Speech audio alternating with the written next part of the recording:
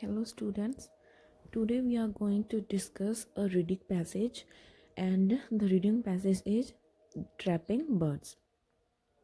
ਅੱਜ ਆਪਾਂ ਟ੍ਰੈਪਿੰਗ ਬਰਡਸ ਵਾਲਾ ਜੋ ਰੀਡਿੰਗ ਮੈਸੇਜ ਹੈ ਉਹਦੇ ਕੁਐਸਚਨ ਆਨਸਰਸ ਦੀ ਡਿਸਕਸ਼ਨ ਕਰਾਂਗੇ। ਸੋ ਜੋ ਫਸਟ ਟੂ 6 ਕੁਐਸਚਨਸ ਨੇ ਉਹ MCQs ਹੈ। ਸੋ ਆਪਾਂ MCQs 1 by 1 ਕਲੀਅਰਲੀ ਡਿਸਕਸ ਕਰਾਂਗੇ, ਤੁਹਾਨੂੰ ਕੋਈ ਵੀ ਪ੍ਰੋਬਲਮ ਨਹੀਂ ਰਹੂਗੀ ਇਸ ਡਿਸਕਸ਼ਨ ਤੋਂ ਬਾਅਦ। First question is the clap net is, ਕਿ ਜੋ ਕਲੈਪ ਨੈਟ ਹੈ ਉਹ ਕੀ ਹੈ, ਉਹਦੇ ਬਾਰੇ ਕੁਝ ਵੀ ਆਪਾਂ ਫੀਚਰ ਦੱਸਣਾ ਉਹਦਾ। So answer is C, the most commonly used type of bird catching net, ਕਿ ਜੋ ਕਲੈਪ ਨੈਟ ਹੈ ਉਹ ਕੀ ਹੈ, ਮੋਸਟ ਕਾਮਨਲੀ ਯੂਜ਼ ਕੀਤਾ ਜਾਣ ਵਾਲਾ ਬਰਡ ਕੈਚਿੰਗ ਨੈਟ ਹੈ। ਐਂਡ ਇਹਦੀ ਲੋਕੇਸ਼ਨ ਆਪਾਂ ਨੂੰ ਮਿਲਦੀ ਹੈ ਫਸਟ ਪੈਰਾਗ੍ਰਾਫ ਦੇ ਸੈਕਿੰਡ ਲਾਈਨ ਵਿੱਚ। फर्स्ट पैराग्राफ की सैकेंड लाइन में देखो लिखा गया है, it will suffice for the present one if we mention those most generally used और the most striking varieties.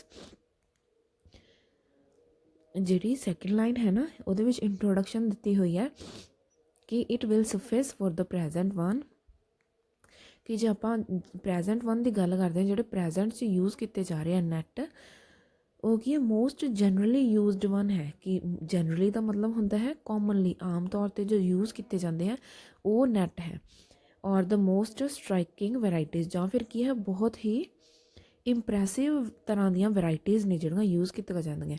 First then comes the ordinary clap net, कहते कि जे आप गल करते हैं कि मोस्ट जनरली यूज्ड वन दी, तो उहदे विच पहला है जिहड़ा वो क्लैप नैट है।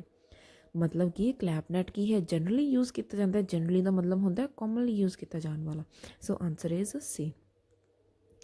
Second question, when catching birds that are migrating it is important to note that the birds. देखो क्वेश्चन की सेंस की बनती है कि जो आप बर्ड्स को कैच कर रहे हाँ, जोड़े माइग्रेट कर रहे हैं एक जगह तो दूजी जगह मूव कर रहे हैं, ये जरूरी है ध्यान च रखना कि बर्ड्स है। हुण आपां दसना है कि बर्ड्स की कर रहे हैं, जां बर्ड्स की कोई आपां करैक्टरिस्टिक दसनी है। इसदा आंसर है B, consistently fly in the opposite direction to the wind, कि जदों बर्ड्स माइग्रेट कर रहे हैं एक जगह तो दूजी जगह मूव कर रहे हैं, तो ये गल ध्यान च रखनी बहुत जरूरी है कि बर्ड्स है जिहड़े ओह कंसिस्टेंटली कंटीन्यूसली फ्लाई करनगे विंड के ओपोजिट डायरैक्शन च, मतलब विंड के अगेंस्ट। लोकेशन है वो सैकेंड पैराग्राफ के फोर्थ लाइन विच है। फोर्थ लाइन विच क्या गया है ना, and always fly against the wind. Second paragraph की बिगनिंग तो अपन दसिया गया कि बर्ड्स माइग्रेट करना शुरू करते हैं, तो इस फोर्थ लाइन विच स्पैसीफिकली क्या गया है कि हमेशा फ्लाई करते हैं विंड के अगेंस्ट, मतलब विंड के opposite direction. So third question is, when using a clap net call birds.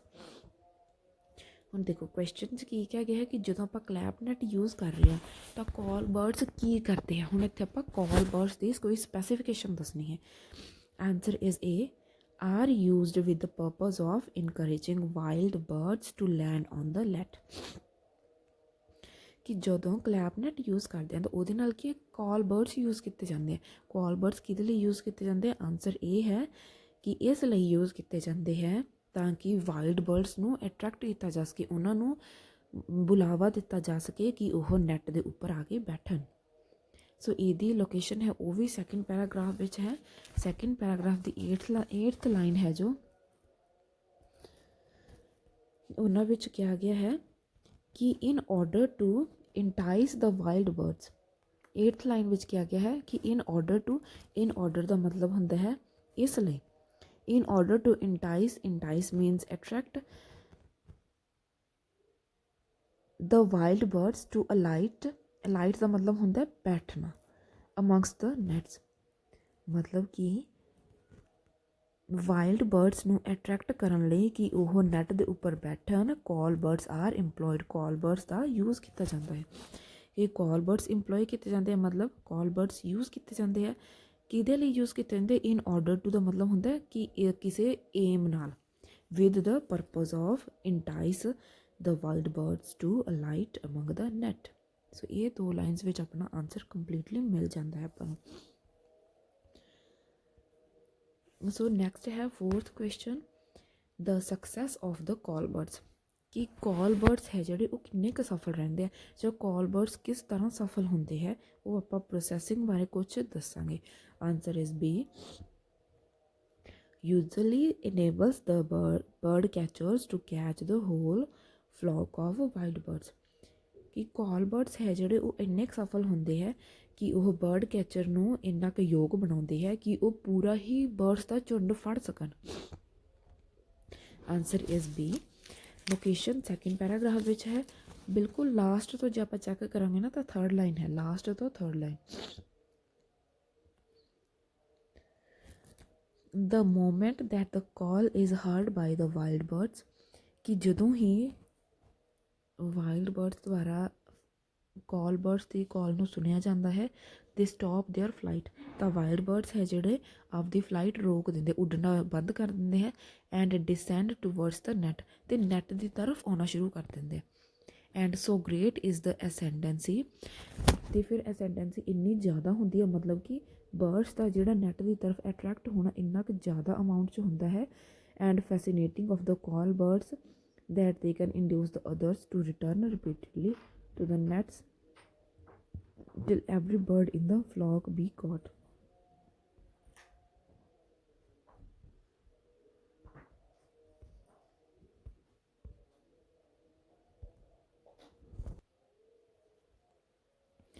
ਸੋ ਇਹਨਾਂ ਲਾਈਨਸ ਤੋਂ ਆਪਾਂ ਨੂੰ ਇਹ ਕਲੀਅਰ ਹੁੰਦਾ ਹੈ ਕਿ ਕॉल ਬਰਡਸ ਹੈ ਜਿਹੜੇ ਉਹ ਵਾਈਲਡ ਬਰਡਸ ਨੂੰ ਅਟਰੈਕਟ ਕਰਨ ਦੇ ਨੈਟ ਦੀ ਤਰਫ, ਅਤੇ ਇੰਨੇ ਕੁ ਜ਼ਿਆਦਾ ਅਮਾਊਂਟ 'ਚ ਅਟਰੈਕਟ ਕਰਦੇ ਨੇ ਕਿ ਲਾਸਟ ਪੁਆਇੰਟ 'ਤੇ ਪੂਰਾ ਫਲੌਕ ਹੀ ਫੜਿਆ ਜਾਂਦਾ ਹੈ ਬਰਡ ਕੈਚਰ ਦੁਆਰਾ।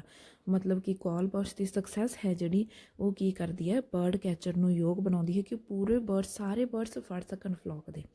ਫਲੌਕ ਮੀਨਸ ਝੁੰਡ। Okay clear students. Now move to fifth question, the writer interviewed a bird catching expert, writer ਹੈ ਜਿਹੜੇ ਉਹਨਾਂ ਨੇ ਬਰਡ ਕੈਚਿੰਗ ਐਕਸਪਰਟ ਦੀ ਇੰਟਰਵਿਊ ਕੀਤੀ, ਅਤੇ ਉਹ ਆਪਾਂ ਨੂੰ ਥਰਡ ਪੈਸੇਜ ਵਿੱਚ ਪਤਾ ਲੱਗਦਾ ਹੈ। ਥਰਡ ਪੈਸੇਜ ਦੀ ਤਿੰਨੋਂ ਲਾਈਨਸ ਹੀ ਸਿਰਫ ਉਸ ਇੰਟਰਵਿਊ ਬਾਰੇ ਆ। ਸੋ ਥਰਡ ਪੈਸੇਜ ਰੀਡ ਕਰਦੇ ਹਾਂ, ਉਹਦੇ ਵਿੱਚ ਲਿਖਿਆ ਹੋਇਆ ਨਾ, I asked him to impart his stock of bird catching knowledge, ਕਿ ਜੋ ਰਾਈਟਰ ਸੀ ਉਹਨਾਂ ਨੇ ਪੁੱਛਿਆ ਐਕਸਪਰਟ ਨੂੰ ਕਿ ਜੋ ਉਹਨਾਂ ਦਾ ਬਰਡ ਕੈਚਿੰਗ ਬਾਰੇ ਜਿੰਨੀ ਵੀ ਨੌਲੇਜ ਹੈ ਉਹਨੂੰ ਸਾਰੀ ਨੂੰ ਸਾਹਮਣੇ ਰੱਖਣ, and also to correct my rough sketch when necessary, ਅਤੇ ਇਹ ਵੀ ਕਿਹਾ ਕਿ ਜਿਹੜਾ ਮੈਨੂੰ ਥੋੜ੍ਹੀ ਬਹੁਤ ਨੌਲੇਜ ਹੈ ਮੈਂ ਇਕੱਠੀ ਕੀਤੀ ਹੋਈ ਹੈ, ਉਹਦਾ ਜੋ ਮੈਂ ਰਫ ਸਕੈਚ ਬਣਾਇਆ ਹੋਇਆ ਹੈ ਨਾ ਉਹਨੂੰ ਵੀ ਸਹੀ ਕਰਨ, ਜਿੱਥੇ ਵੀ ਲੋੜ ਹੋਊਗੀ ਉਹ ਮੇਰੇ ਸਕੈਚ ਨੂੰ ਸਹੀ ਕਰਨ। ਇਹਦਾ ਮਤਲਬ ਹੈ ਕਿ ਰਾਈਟਰ ਨੂੰ ਨੌਲੇਜ ਪਹਿਲਾਂ ਤੋਂ ਸੀ, ਕਿ ਥੋੜ੍ਹੀ ਬਹੁਤ ਨੌਲੇਜ ਸੀ, ਪਰ ਉਹਨੂੰ ਸਿਰਫ ਉਹ ਇੰਪਰੂਵ ਕਰਨਾ ਚਾਹ ਰਹੀ ਸੀ। So answer is D, in order to support the information he had gained from his reading, ਕਿ ਉਹਨਾਂ ਨੇ ਜੋ ਆਪਦੀ ਰੀਡਿੰਗ ਤੋਂ ਇਨਫੋਰਮੇਸ਼ਨ ਲਈ ਸੀ ਨਾ ਉਹਨੂੰ ਸਪੋਰਟ ਕਰਨ ਲਈ ਇੰਟਰਵਿਊ ਕੀਤਾ ਸੀ ਐਕਸਪਰਟ ਨੂੰ। ਸਪੋਰਟ ਕਰਨਾ ਮਤਲਬ ਕਿ ਉਹਦੀ ਜੋ ਵੀ ਨੌਲੇਜ ਸੀ ਉਹਨੂੰ ਇੰਪਰੂਵ ਕਰ ਸਕਣ, ਕਿ ਉਹਨੂੰ ਐਵੀਡੈਂਸ ਦੇ ਸਕਣ ਕਿ ਹਾਂ ਉਹਦੀ ਇਨਫੋਰਮੇਸ਼ਨ ਇੱਥੇ ਸਹੀ ਹੈ ਅਤੇ ਇੱਥੇ ਗਲਤ ਹੈ। Okay, now move to 6 to 10 questions। जो 6 to 10 questions है स्टूडेंट्स ਉਹਦੇ ਵਿੱਚ ਆਪਾਂ ਕੀ ਕਰਨੇ ਹੈ, ਹੈਡਿੰਗ ਮੈਚ ਕਰਨੀ ਹੈ, ਮਤਲਬ ਕਿ ਸੈਂਟੈਂਸ ਕੰਪਲੀਟ ਕਰਨੇ ਹੈ। 6th question, birds are caught in particular seasons of the year। 6th question the sense ਕੀ ਬਣਦੀ ਹੈ ਕਿ ਬਰਡਸ ਹੈ ਜਿਹੜੀ ਉਹਨਾਂ ਨੂੰ ਇੱਕ ਪੂਰੇ ਸਾਲ ਦੇ ਸਪੈਸੀਫਿਕ ਸੀਜ਼ਨ 'ਚ ਹੀ ਫੜਿਆ ਜਾਂਦਾ ਹੈ। ਆਨਸਰ ਇਜ਼ ਜੀ, especially when wild birds fly and smaller birds pair up। So question 'ਚ ਕਿਹਾ ਗਿਆ ਹੈ ਕਿ ਬਰਡਸ ਹੈ ਜਿਹੜੇ ਉਹਨਾਂ ਨੂੰ ਇੱਕ ਸਪੈਸੀਫਿਕ ਸੀਜ਼ਨ ਵਿੱਚ ਫੜਿਆ ਜਾਂਦਾ ਹੈ। ਫਿਰ ਇਹਦੇ ਨਾਲ ਹੈਡਿੰਗ ਜੀ ਮੈਚ ਕਰਦੀ ਹੈ ਕਿ ਜਦੋਂ ਬਰਡਸ ਹੈ ਜਿਹੜੇ ਵਾਈਲਡ ਬਰਡਸ ਤਾਂ ਉੱਡਣਾ ਸ਼ੁਰੂ ਕਰਦੇ ਆ ਅਤੇ ਸਮਾਲ ਬਰਡਸ ਹੈ ਪੇਅਰ ਅਪ ਕਰਨਾ ਸ਼ੁਰੂ ਕਰਦੇ। ਸੈਕਿੰਡ ਪੈਰਾਗ੍ਰਾਫ ਵਿੱਚ ਆਪਾਂ ਨੂੰ ਇਹ ਕਲੀਅਰਲੀ ਮੈਂਸ਼ਨ ਕੀਤਾ ਹੋਇਆ ਹੈ, birds are taken with nets during the day, ਮਤਲਬ birds are taken with nets ਮਤਲਬ ਬਰਡਸ ਨੂੰ ਨੈੱਟ ਵਿੱਚ ਫੜਿਆ ਜਾਂਦਾ ਹੈ ਜਾਂ ਤਾਂ ਦਿਨ ਦੇ ਦੌਰਾਨ, ਐਂਡ ਸਪੈਸ਼ਲੀ ਜ਼ਿਆਦਾਤਰ ਕਿਦੋਂ ਹੁੰਦਾ ਉਹਨਾਂ ਸੀਜ਼ਨਸ ਵਿੱਚ ਈਅਰ ਦੇ, ਮਤਲਬ ਕਿ ਹੁਣੇ ਸਪੈਸੀਫਿਕ ਸੀਜ਼ਨਸ ਦੀ ਗੱਲ ਕੀਤੀ ਹੈ ਕਿ ਇੱਕ ਈਅਰ ਦੇ ਉਹਨਾਂ ਸੀਜ਼ਨਸ ਵਿੱਚ ਹੀ ਸਪੈਸੀਫਿਕਲੀ ਉਹਨਾਂ ਨੂੰ ਫੜਿਆ ਜਾਂਦਾ ਹੈ ਜਦੋਂ ਵੈਨ ਦੇ ਚੇਂਜ ਦੇਅਰ ਸਿਚੁਏਸ਼ਨ, ਜਦੋਂ ਬਰਡਸ ਆਪਦੀ ਸਿਚੁਏਸ਼ਨ ਚੇਂਜ ਕਰਦੇ ਹੈ ਮਤਲਬ ਉੱਡਣਾ ਸ਼ੁਰੂ ਕਰ ਦਿੰਦੇ ਆ ਅਕਤੂਬਰ ਮੰਥ ਦੇ ਦੌਰਾਨ। ਠੀਕ ਹੈ, ਅਤੇ ਉਹਦਾ ਇਹ ਆਪਾਂ ਨੂੰ ਇੱਕ ਜਨਰਲ ਇਨਫੋਰਮੇਸ਼ਨ ਦੇ ਦਿੱਤੀ। ਉਹ ਤੋਂ ਬਾਅਦ ਆਪਣਾ ਆਨਸਰ ਕਿੱਥੋਂ ਸ਼ੁਰੂ ਹੁੰਦਾ ਹੈ, ਜਦੋਂ ਸਪੈਸੀਫਿਕ ਇਹਨਾਂ ਨੇ ਐਗਜ਼ਾਮਪਲ ਦਿੱਤਾ ਹੋਇਆ ਹੈ। ਕਿੱਥੇ ਦੇਖੋ ਹੁਣ when the wild bird begin to fly, ਜਦੋਂ ਵਾਈਲਡ ਬਰਡ ਉੱਡਣਾ ਸ਼ੁਰੂ ਕਰਦੇ ਨੇ। And in March when the smaller kinds assemble for pairing, ਤੇ ਸਮੋਲ ਐਨੀਮਲਸ ਸਮੋਲ ਬਰਡਸ ਹੈ ਜਿਹੜੇ ਉਹ ਪੇਅਰ ਅਪ ਕਰਨਾ ਸ਼ੁਰੂ ਕਰਦੇ। ਸੋ ਬਰਡਸ ਕਦੋਂ ਫੜੇ ਜਾਂਦੇ ਹੈ, ਜਦੋਂ ਉਹ ਪੇਅਰ ਅਪ ਕਰਨਾ ਸ਼ੁਰੂ ਕਰਦੇ ਹੈ ਅਤੇ ਉੱਡਣਾ ਸ਼ੁਰੂ ਕਰਦੇ ਹੈ। Okay, second question is the call birds and cage birds can sense the presence of wild birds. Answer is A. Call birds ਤੇ cage birds ਹੈ ਜਿਹੜੇ ਉਹ ਸੈਂਸ ਹੁੰਦਾ, ਸੈਂਸ ਦਾ ਮਤਲਬ ਕੀ ਹੁੰਦਾ ਕਿ ਬਰਡਸ ਦੀ ਪ੍ਰੈਜ਼ੈਂਸ ਦਾ ਪਤਾ ਲਗਾ ਸਕਦੇ ਹੈ long before the bird catcher sees them. ਇਹ ਜੋ ਹੈਡਿੰਗ ਹੈ ਉਹਦੇ ਵਿੱਚ ਕੀ ਲਿਖਿਆ ਗਿਆ ਕਿ ਬਰਡ ਕੈਚਰ ਜਦੋਂ ਉਹਨਾਂ ਨੂੰ ਦੇਖਿਆ ਨਹੀਂ ਹੁੰਦਾ ਹਜੇ ਵਾਈਲਡ ਬਰਡਸ ਨੂੰ, ਉਹ ਤੋਂ ਪਹਿਲਾਂ ਹੀ ਕੇਜ ਬਰਡਸ ਅਤੇ ਕਾਲ ਬਰਡਸ ਪਤਾ ਲਗਾ ਲੈਂਦੇ ਆ wild birds the presence. So location is in second paragraph and 12th line. The call birds and cage birds are deposited in cages at a little distance from the net. Call birds ਨੇ ਜੋ and ਜੋ cage birds ਨੇ ਉਹਨਾਂ ਨੂੰ cages ਮਤਲਬ ਪਿੰਜਰੇ ਵਿੱਚ ਰੱਖਿਆ ਜਾਂਦਾ ਹੈ ਨੈਟ ਤੋਂ ਥੋੜੀ ਹੀ ਦੂਰ। And as soon as they see or hear the approach of the wild bird, ਤੇ ਜਦੋਂ ਹੀ cage bird and call bird ਹੈ ਜਿਹੜੇ ਉਹ ਵਾਈਲਡ ਬਰਡ ਦੇ ਆਉਣ ਦੀ ਆਹਟ ਨੂੰ ਪਹਿਚਾਣਦੇ ਆ। ਵਿਚ ਦੇ ਪਰਸੀਵ ਲੌਂਗ ਬਿਫੋਰ, ਵਿਚ ਦੇ ਪਰਸੀਵ ਦਾ ਮਤਲਬ ਹੈ ਕਿ ਉਹ ਪਹਿਲਾਂ 'ਚ ਹੀ ਪਤਾ ਲਗਾ ਲੈਂਦੇ ਹੈ। It can be observed by the bird catcher, bird catcher ਦੇ ਦੇਖਣ ਤੋਂ ਪਹਿਲਾਂ ਹੀ ਉਹ ਅੰਦਾਜ਼ਾ ਲਗਾ ਲੈਂਦੇ ਆ। ਪਰਸੀਵ ਦਾ ਮਤਲਬ ਹੁੰਦਾ ਅੰਦਾਜ਼ਾ ਲਗਾਉਣਾ। ਸੋ 7th ਕੁਐਸਚਨ ਕੀ ਸੀ ਕਿ ਕਾਲ ਬਰਡ ਅਤੇ ਕੇਜ ਬਰਡਸ ਹੈ ਉਹ ਵਾਈਲਡ ਬਰਡਸ ਦਾ ਪਤਾ ਲਗਾ ਲੈਂਦੇ। ਕਦੋਂ ਪਤਾ ਲਗਾਉਂਦੇ ਉਹ? ਬਰਡ ਕੈਚਰ ਦੇ ਦੇਖਣ ਤੋਂ ਪਹਿਲਾਂ। So answer is A. Next 8th question, if the nets in a clap net were flat, ਕਿ ਜੇ ਕਲੈਪ ਨੈਟ ਦੇ ਵਿੱਚ ਨੈਟ ਲੱਗੇ ਹੁੰਦੇ ਆ ਜੇ ਉਹ ਫਲੈਟ ਹੋਣਗੇ ਤਾਂ ਕੀ ਹੋਊਗਾ? Answer is E, birds would be able to get out of each end, ਤਾਂ ਬਰਡਸ ਹੈ ਜਿਹੜੀ ਉਹ ਕੀ ਹੈ ਕਿਸੇ ਵੀ ਐਂਡ ਵਿੱਚੋਂ ਦੀ ਬਾਹਰ ਨਿਕਲ ਜਾਣਗੇ। ਲੋਕੇਸ਼ਨ ਹੈ ਜਿਹੜੀ 4th ਪੈਰਾਗ੍ਰਾਫ ਵਿੱਚ ਹੈ ਐਂਡ ਲਾਸਟ ਤੋਂ ਜੇ ਆਪਾਂ ਲਾਈਨਸ ਗਿਣਾਂਗੇ ਤਾਂ 4th ਪੈਰਾਗ੍ਰਾਫ ਦੀ ਜੋ ਲਾਸਟ 3rd ਲਾਈਨ ਹੈ ਨਾ ਉਹਦੇ ਵਿੱਚ ਆਪਾਂ ਨੂੰ ਆਨਸਰ ਮਿਲਦਾ ਹੈ। If the nets were strained tight with no allowance made for bagging, ਕਿ ਜੇ ਨੈਟ ਹੈ ਦੇਖੋ ਨੈਟ ਹੁੰਦੇ ਆ ਜਿਹੜੇ ਉਹ ਕੀ ਸਰਕੂਲਰ ਟਾਈਪ ਦੇ ਹੁੰਦੇ ਹੈਗੇ, ਬਹੁਤ ਖੁੱਲ੍ਹੇ ਹੁੰਦੇ ਆ ਬਲੂਨ ਟਾਈਪ। ਪਰ ਜੇ ਨੈਟ ਹੈ ਉਹਨੂੰ ਬਹੁਤ ਟਾਈਟ ਬੰਨਿਆ ਜਾਊਗਾ, ਬਹੁਤ ਹੀ ਟਾਈਟ ਹੋਊਗਾ, ਉਹਦੇ ਵਿੱਚ ਕੋਈ ਹੀ ਮਤਲਬ ਜੋ ਬਰਡਸ ਹੈ ਉਹਨਾਂ ਲਈ ਸਪੇਸ ਨਹੀਂ ਹੋਊਗੀ, ਇੱਕ ਬੈਗ ਨਹੀਂ ਬਣ ਸਕੂਗਾ ਨੈਟ ਦਾ, ਮਤਲਬ ਬਹੁਤ ਹੀ ਚਿਪਕਿਆ ਟਾਈਪ ਦਾ ਰਹੂਗਾ ਨੈਟ। ਤਾਂ birds would flutter along the ground, ਤਾਂ ਕਿ ਇਹ ਬਰਡਸ ਹੈ ਫੜਾਉਣਗੇ ਗਰਾਊਂਡ ਦੇ ਨਾਲ, ਕਿਉਂਕਿ ਜਦੋਂ ਨੈਟ ਫਲੈਟ ਹੋਊਗਾ ਇਹਦਾ ਮਤਲਬ ਉਹ ਤਾਂ ਗਰਾਊਂਡ 'ਤੇ ਹੀ ਵਿਛ ਜੂਗਾ, ਤਾਂ ਫਿਰ ਬਰਡਸ ਹੈ ਜਿਹੜੇ ਫੜਫੜਾ ਕੇ ਕਿਸੇ ਵੀ ਸਾਈਡ 'ਤੇ ਨਿਕਲ ਸਕਦੇ ਆ। Okay, 9th question is when trying to catch more cautious type of bird it is recommended, ਕਿ ਜਦੋਂ ਆਪਾਂ ਬਹੁਤ ਹੀ ਧਿਆਨ ਨਾਲ ਬਰਡਸ ਨੂੰ, ਕਿ ਜਿਹੜੇ ਬਰਡਸ ਨੂੰ ਬਹੁਤ ਹੀ ਧਿਆਨ ਨਾਲ ਫੜਿਆ ਜਾਣਾ ਚਾਹੀਦਾ ਹੈ, ਬਹੁਤ ਹੀ ਕੀ ਹੈ ਡੇਂਜਰਸ ਹੋ ਸਕਦੇ ਨੇ, ਉਹਨਾਂ ਲਈ ਕੀ ਰეკਮੈਂਡ ਕੀਤਾ ਜਾਂਦਾ, ਕੀ ਸਲਾਹ ਦਿੱਤੀ ਜਾਂਦੀ ਹੈ? ਆਨਸਰ ਹੈ ਸੀ, ਕਿ ਬਰਡ ਕੈਚਰ ਹੈ ਉਹ ਡਿਫਰੈਂਟ ਫੀਲਡ ਵਿੱਚ ਖੜਨ, ਜਿਹੜੇ ਫੀਲਡ 'ਚ ਨੈਟ ਹੈ ਉਹ ਤੋਂ ਅੱਡ ਵਾਲੇ ਫੀਲਡ ਵਿੱਚ ਬਰਡ ਕੈਚਰ ਖੜਨ। ਐਂਡ ਇਸकी ਲੋਕੇਸ਼ਨ ਹੈ ਆਪਾਂ ਨੂੰ ਮਿਲਦੀ ਹੈ 8th ਪੈਰਾਗ੍ਰਾਫ ਦੀ 3rd ਲਾਈਨ 'ਚ।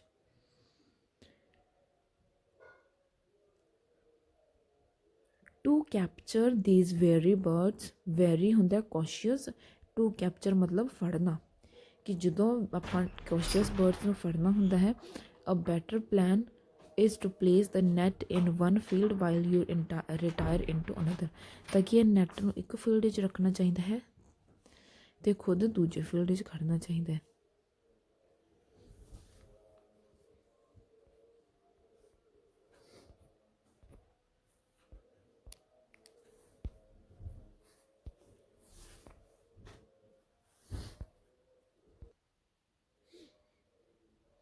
Okay, let's move to next question, 10th. In order not to frighten the wild birds away, ਕਿ ਵਾਈਲਡ ਬਰਡਸ ਹੈ ਜਿਹੜੀ ਉਹ ਡਰ ਕੇ ਨਾ ਭੱਜਣ, ਇਹਦੇ ਲਈ ਕੀ ਕਰਨਾ ਚਾਹੀਦਾ ਹੈ? Answer is F, the cage birds should be placed further from the nets, ਕਿ ਜੋ ਕੇਜ ਬਰਡਸ ਹੈ ਨਾ ਉਹ ਨੈਟ ਤੋਂ ਅੱਗੇ ਰੱਖਣੇ ਚਾਹੀਦੇ ਨੇ ਥੋੜ੍ਹੀ, ਮਤਲਬ ਇਹ ਵੀ ਡਿਫਰੈਂਟ ਮਤਲਬ ਕਿ ਡਿਸਟੈਂਸ 'ਤੇ ਰੱਖਣੇ ਚਾਹੀਦੇ ਨੇ। ਸੋ ਐਕਸਪਲੇਨੇਸ਼ਨ ਬਿਲਕੁਲ ਲਾਸਟ ਪੈਰਾਗ੍ਰਾਫ लास्ट पैराग्राफ विच क्या गया है कि my informant think that if all the cages were placed a great distance away from the net, कि जे केजिस है सारिਆਂ ਨੂੰ ਨੈੱਟ ਤੋਂ ਦੂਰ ਰੱਖਿਆ ਜਾਊਗਾ, ਇਟ ਵੁੱਡ ਬੀ ਬੈਟਰ, ਤਾਂ ਇਹ ਵਧੀਆ ਹੋਊਗਾ। As he has found that, ਜਿਵੇਂ ਕਿ ਉਹਨੂੰ ਪਤਾ ਲੱਗਿਆ ਹੈ, the usual red or green cages have been the means of bashing wild birds away from the nets, ਜਿਵੇਂ ਕਿ ਉਹਨੂੰ ਪਤਾ ਲੱਗਿਆ ਕਿ ਰੈੱਡ ਅਤੇ ਗ੍ਰੀਨ ਕਲਰ ਦੇ ਜੋ ਕੇਜਿਸ ਹੁੰਦੇ ਨੇ ਨਾ, ਉਹ ਇੱਕ ਤਰ੍ਹਾਂ ਦਾ ਸਾਧਨ ਨੇ ਬਰਡਸ ਨੂੰ ਡਰਾਉਣ ਦਾ, ਜਿਹਦੇ ਕਰਕੇ ਵਾਈਲਡ ਬਰਡਸ ਨੈਟਸ ਤੋਂ ਦੂਰ ਭੱਜ ਜਾਂਦੇ ਨੇ। ਸੋ ਜੇ ਆਪਾਂ ਬਰਡਸ ਨੂੰ ਵਾਈਲਡ ਬਰਡਸ ਨੂੰ ਕੈਚ ਕਰਨਾ ਚਾਹੁੰਦੇ ਹਾਂ ਤਾਂ ਨੈੱਟ ਦੂਰ ਰੱਖੇ ਹੋਣੇ ਚਾਹੀਦੇ ਨੇ, ਨੈੱਟ ਤੋਂ ਕੇਜਿਸ ਦੂਰ ਰੱਖੇ ਹੋਣੇ ਚਾਹੀਦੇ ਨੇ। ਸੋ 11 to 13 question is, the writer learns from the bird catching expert that when birds caught in a clap net try to escape, they get tangled up in the net.